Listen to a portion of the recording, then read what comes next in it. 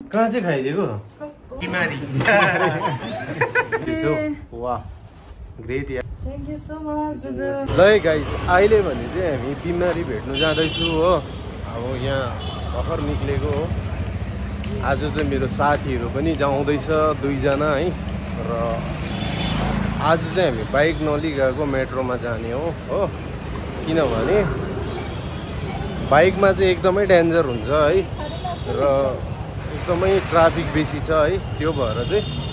बुढिया उपर छ जाँदैछौँ र यहाँबाट चाहिँ हाम्रो लगभग आधी घन्टा चाहिँ लाग्छ है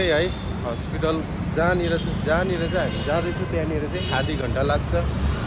यता हेर न एकपल्ट के बोक्दियो कहाँनिर आउँदै रहेछ जाउँ न आऊ न हाम्रो साथीहरू जाउँ आउँदैछ अरे माथि आऊ न बुढिया पनि बसिरहेको छ यता हेरिदेऊ न अलिकति कहाँ गएको अरे कहाँनिर आउँदैछ ए ऊ तल देख्नु सक्नुहुन्छ तल अटोमा झर्दै रहेछ भनिदेऊ ल अहिले भने चाहिँ साथीहरू हामी जाँदैछौँ है यहाँबाट आधा घन्टा चाहिँ लाग्छ है मामा यताउता गर्दा त्यहाँनिर अमिरपेटमा चेन्ज पनि गर्नु पर्यो हो गर्दाखेरि आधा घन्टा चाहिँ लाग्छ हामीलाई ल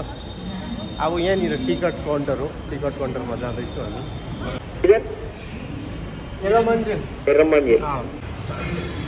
यहाँनिर चाहिँ 3 मिनट देखाउँदैछ है हामी चाहिँ यता जानुपर्ने है नागल जानु पर्दैन हौ हामी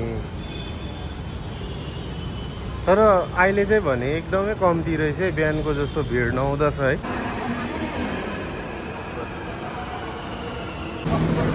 ओ यता खाली रहेछ यता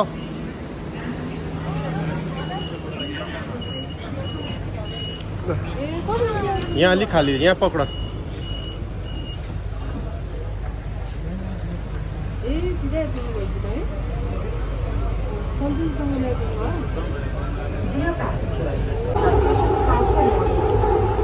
अहिले भने चाहिँ तपाईको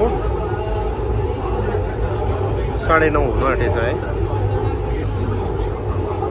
यो मान्छेको यो पनि देखाइदेऊ न हौ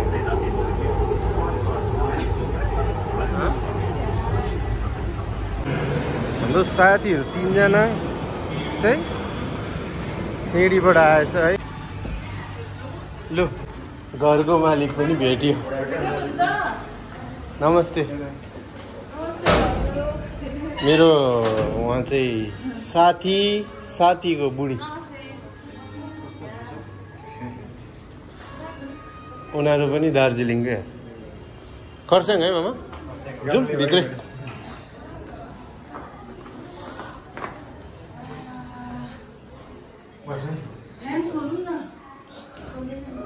कहाँ छ फ्यान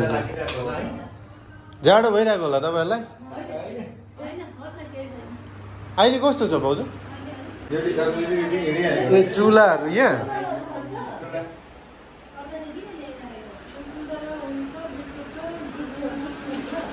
बस्नु नि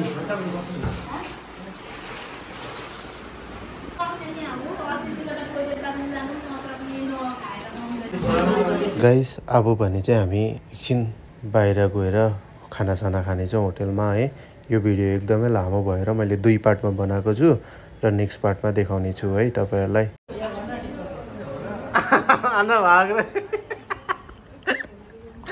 भिडियो भने चाहिँ टाप दिन्छ नि मान्छे